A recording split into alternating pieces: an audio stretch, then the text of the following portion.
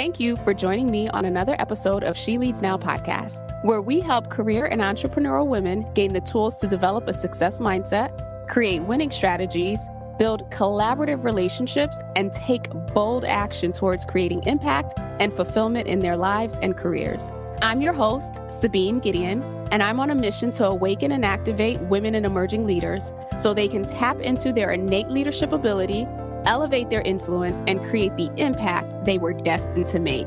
If you're ready to uplevel your confidence, courage, and influence, you've come to the right place. Join me weekly for insights, strategies, and resources to help you grow, develop, and embody the leader you were meant to be, so that you can make the impact you know you are called to make and establish the legacy you've always dreamed. The world eagerly awaits the emergence of your brilliance, impact, and influence. So with that, let's dive into this week's episode. Hello, and welcome to another episode of She Leads Now. I am your host, Sabine Gideon, and I am so excited to have you joining me this week. Hopefully, you've had a chance to listen to the amazing episode with Miss Ebony Allman, in which she shares her journey of really turning pain into purpose and then taking that and leveraging that to support others during their process of moving away from pain. And so hopefully you've been able to catch that particular episode. If you haven't, feel free to go back and take a listen, subscribe so that you get notifications on both Wednesdays and Fridays when the Fearless Female Fridays episodes are released. So for today, we are going to be talking about what women need to succeed in business. And before you start to roll your eyes, it's actually not what you would expect. And so this is a solo episode with just us today. The backdrop around, why this episode has come to pass is really because, in our time, in our society, more and more women are starting businesses. More and more women are dedicated to evening the playing field when it comes to, being female founders and securing funding for their businesses and really dominating in much of the marketplace with their businesses and their innovations. And so, depending on how long you've been in business, that there are a lot of trials, right? There are a lot of ebbs and flows. There are wins and losses. But there's also, a lot of opportunity for us to grow personally as we're growing professionally as business owners and those who are leading teams. And so today I really wanted to talk about, some of the things that we may take for granted. I guess that's the best way to put it. Things that are already innate within us as women that we bring to the table, and that can really serve as our superpower, especially during those lower moments and when, business is ebbing and flowing, or those moments when things are being disrupted and we're just trying to figure out how to move forward. And so with that, as you think about, what we need, obviously, yes, you need a great business model, you need services or products that people are willing to buy. You need a strong team behind you. But let's talk about you as the individual, right? You as the leader, you as the business owner. What is it that you personally need to continue to succeed? And so first and foremost, patience. And I would say, just remembering that patience is a virtue. And I'm not telling you that, that you need to be patient with people who have negative opinions or who, tell you that you'll never succeed or, just never have anything nice to say. That's not what I'm referring to. But I'm referring to more so having patience with yourself and having patience with the process. As we know, despite the highlight reels on social media, success doesn't happen overnight. And we know that every overnight success, they'll tell you themselves that they were at it for years before things, quote unquote, took off for them. So just being mindful that, if you are in the trenches, if you are showing up every day, if you are doing the work, if you are supporting your team, if you're supporting your clients and things don't necessarily seem to be popping off the way that you would want or that you would expect at this point, just understand that, this is part of the process. The other piece to that too is, just remember that part of the process to success, or part of the road to success, includes failure. And so I'm a firm believer of embracing failure, not as a bad thing, but as a space where, you get to learn, you get to grow, you get to identify strengths that you didn't know were there. And so seeing even the failures as opportunities, to course correct, or to dig in to something, or to let go of something that may no longer serve you, your business, or your team. The next one up is, really, it's about bringing your confidence with you. For so many of us, and I don't mean to talk about being in business or being a business owner like it's all negative and there are no wins. Don't get me wrong, there are plenty of wins, right? Being able to support your clients, seeing their transformation, being able to know that the work that you do each and every day is having an impact, even if it's in your community, in your household, in the broader space in your industry. But sometimes we forget that it takes a lot of guts. It takes a lot of courage to step out and to start a business, no less grow a business, and then add in people and be responsible for their livelihood. And so, when you think about the term imposter syndrome, right? We all struggle with it. We all have moments, especially in those periods of growth or right before we're about to expand into something outside of our comfort zones. But just know that the fact that you even started a business, right? The fact that you even said, hey, I have an idea and I want to put that idea out there, or that you are showing up on social and you're sharing your opinions, or you're, doing demos for clients and you're sending out proposals that highlight your expertise and the impact that you're able to make. Those are those moments that, I would encourage you to fall back on. That takes a lot of courage. And those are the moments that are really, truly building your confidence, because at the end of the day, you've gotten this far, right? So don't be afraid to reflect back on your wins. I talk about the brag book, right? It applies whether you're in corporate America or you're owning your business. Document your wins so that when you're having those, low moments, that you have something that you can refer back to boost your confidence. And of course, if you're in the slumps, right? Because sometimes that happens too, get you a business buddy or a business bestie, I should say. Someone who can help boost your confidence, someone who will remind you that you are that chick, that you've done great things and that you are capable of doing even greater. And that can be in the form of someone, within a professional network that you're part of. It can be your homegirl who's also building a business, or it could just be your spouse or someone who, loves and cares about you and is cheering and rooting for you. Be intentional about creating those opportunities for those confidence boosters as you're building your business and your team. The next thing that I would say would be, to remain open and approachable. And I would even add humble to this, right?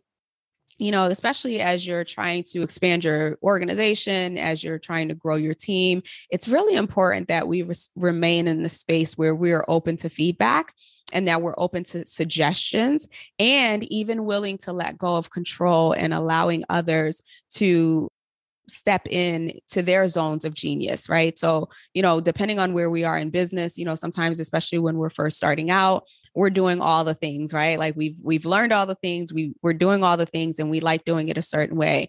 And then we start to bring in team members because we've reached capacity, but we may find ourselves in a space where we're policing a little of how things get done. And this is a space where I would invite you to, take a step back. If you've hired experts to come in to help and to support you, let them do just that. Let them show off their zones of genius and their unique brilliance so that you could focus on your particular zone of genius. The other thing that I would say here is this doesn't necessarily just have to apply to your team members, but also your coaches and your mentors. If you have individuals, which I would hope as a business owner, you have individuals that are helping to lead you in some capacity, right? Being open to their suggestions. And I know that when it comes to running a business, right? You're in it day to day, and there's just some things that other people can't necessarily counsel you on. But if someone has walked the path and you have decided to invest in their knowledge and their expertise and their coaching, definitely stay open to that. Be willing to test things out. Because as we know in entrepreneurship, it is all about testing and innovating and being creative and shifting when we need to and pivoting. So being willing to test things out and then deciding from there whether or not it's something that you want to move forward with or continue. The other thing that I would say would be a key piece for women in business in terms of in aiding our success is really around embracing our feminine side. Now, I'm not going to go into the whole, feminine energy discussion. That's just not my thing and not something that I subscribe to. But I think it's important for us to, remain authentic to who we are. Many of us, depending on our business models, depending on the products and services that we provide, we may be in male dominated spaces. And I know I've seen it a million times over, both in corporate and in entrepreneurship. There's a tendency to maybe believe that you have to show up a certain way, right, in order to gain respect or have earned or your seat at the table.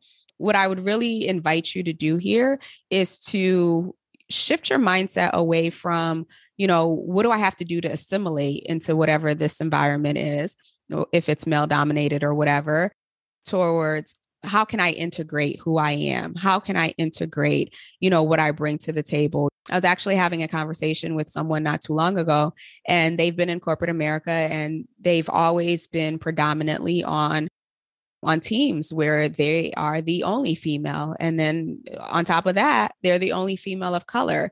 And so they've been facing this challenge, for a good part of 5 or 6 years in their career. And one of the things that she said was, I don't want to have to talk sports with the guys. I don't want to have to, be that person. Like they're already doing that with each other. For me, or as she was saying it for her, it was about how could she bring the things that were unique to her into that space versus feeling like she had to conform to the environment or conform to the conversation. Instead, she brought them into her world. And so I think that it's important that, as we're growing and as we're building our businesses, that we are very mindful that who we are is enough. How we conduct ourselves is quite all right. And it's a matter of, allowing that light to shine in the spaces that we're sent into versus feeling like we have to dim it or feeling like we have to shift it just to quote unquote gain respect. The other key for success in business for women, particularly, I think this is a no-brainer, but I feel like it needs to be said. It's really staying anchored in your why. Many of us start a business because there is a deep passion, whether it's, related to our purpose, our faith. We see a need in the world. We see an opportunity that we know that we have the skills to be able to respond to and support. And so, during those moments where there are challenges, it's very important to be anchored in that why, whatever that why is for you. Why did you start your business? What did you envision? What is it that you want to create from this thing? What impact do you want to make? What legacy do you want to leave? And actually, a study of women CEOs done by Korn Ferry show that more than 2/3 of the women polled said that they were motivated by a sense of purpose and that their belief that their company could have a positive impact, be it on the community, be it on their employees and the world around them. And so that's a lot of us have started our businesses because we believed we could change the world. We believed that we could change our environment. We believed that we could change our community. And so maintaining that North Star as the forefront will be helpful in helping you navigate some of those, not so pretty parts or pretty aspects of owning and growing a business. And truthfully, I think that this is the superpower that we all possess, because at the end of the day, yes, we're in business to generate revenue, right? To take care of our families, of our communities, whatever your financial obligations are. But I think even bigger than that, we're in it because we want to make an impact. And so being being rooted in that why will help you make decisions, right? That will both help you generate revenue, but also make sure that you are making an impact in whatever sphere of influence that you've been assigned. The next key to success, if you will, is, being tenacious. Again, if you've been in business for 6 months or if you've been in business for 6 years, you know that starting, building, growing, expanding a business requires tenacity. It requires persistence.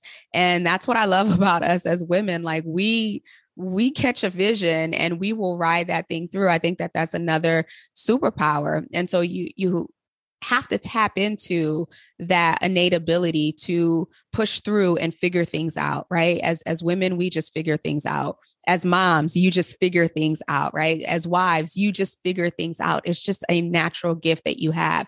And so leveraging that same gift when it comes to your business and your organization and your teams and, thinking through how can I leverage when changes come or when transitions come or when things are disrupting the market, how do I tap into that, push through power to really shift and make pivots relatively quickly? And so this is where I would say, use your observation skills, use your, push through power to identify opportunities, to keep pulse on what's happening in your marketplace, what's happening with your clients, what's happening in your particular industry, so that you can possibly meet the demands of what's taking place through your business and through your teams. So last but not least on this list of things that women need to succeed in business is really around just staying curious. And I've mentioned some of this, throughout the episode here, but the point is, when it comes to business, I am a firm believer that it is absolutely the best personal and professional development course that you can ever take. And this is coming from a person who has spent a lot on coaching, a lot on courses, certifications, you name it. But it's the things that happen in the day to day that really challenge you, that really test your gangster, in other words, in the sense that, it challenges you in your decision making. It challenges you in your beliefs, in your, in your thoughts, how you see yourself, how you see what you're capable of, how you view your team and the people who are around you. The day-to-day challenges in business are the day-to-day opportunities for us to learn, grow, and develop. And even when those opportunities, come wrapped in fear or failure, we still get to choose. We get to choose whether or not we're going to let the fear defeat us, or we get to choose if we're going to let, whatever failure we're experiencing at the moment become final in our own minds. Or we can decide to lean into it and to really explore, what is the lesson behind this? What have I learned about me? What have I learned about the situation? What can I make better? Where do I need more support? Where do I need more systems, more structure in my business? And then even with the wins, right? Sometimes we're so ready for the next thing, right? We don't stop and evaluate, well, what caused that win? And so even when we do have wins, I would invite you to explore, okay, well, what worked well? What did we have in place that allowed us to gain this particular win? And most importantly, how do we replicate that win so that we can continue to win over and over and over again, and then improve so that we can make a bigger impact? And so those are the top 7. I believe that was 7 that I shared. And just a quick recap here. Remembering that patience is a virtue, right? Success does not happen overnight. And it's in the process really is where I think the growth happens. Sometimes, while we may envision some grand future for ourselves, we may not personally be ready for that grand vision. We may not be ready for that particular platform. We may not be ready for that particular responsibility. And so the process, right, through which we develop patience and some other great virtues and characteristics, but sometimes it's the very process that we have to go through that develops us, that grows us, that gives us the tools and helps grows the muscles that we're going to need so that when we get to that place that we've been envisioning, or we get to the platform, or we're making the impact and we have the team that we need to, we're not going to stumble because the foundation has already been built. Secondly, bring your confidence with you. I know it's easy to experience that imposter syndrome. Sometimes it doesn't even have to require, a big shift outside of your comfort zone. That inner critic is always ready, is always ready to show up and to create doubt. But at the same time, use the tools that you have. Keep that brag book so that you can go back and you can look at the wins. Develop a network of, positive, supportive women in business who can lift you up when you are forgetting how great you are. Create that support system around you so that, in those moments when your confidence is lacking, you have some external resources to help boost you back up. But at the end of the day, just know that if you've made it this far in business, and by this far, I mean, even if you are in month 1 of business, that it took a lot of courage. It took a lot of faith. It took a lot of confidence. And so let that be your evidence, and let those little small things be the reminders to help you keep pushing forward. Next up is be open and be approachable, right? As leaders, we need to be learners. We have to maintain the posture of learning. We don't know all the things. And in fact, we should not know all the things. We should be surrounding ourselves with individuals who do know the things, because our responsibility is to really equip them with the tools and the resources that they need. Our responsibility is to keep the vision at the forefront of our minds and of their minds.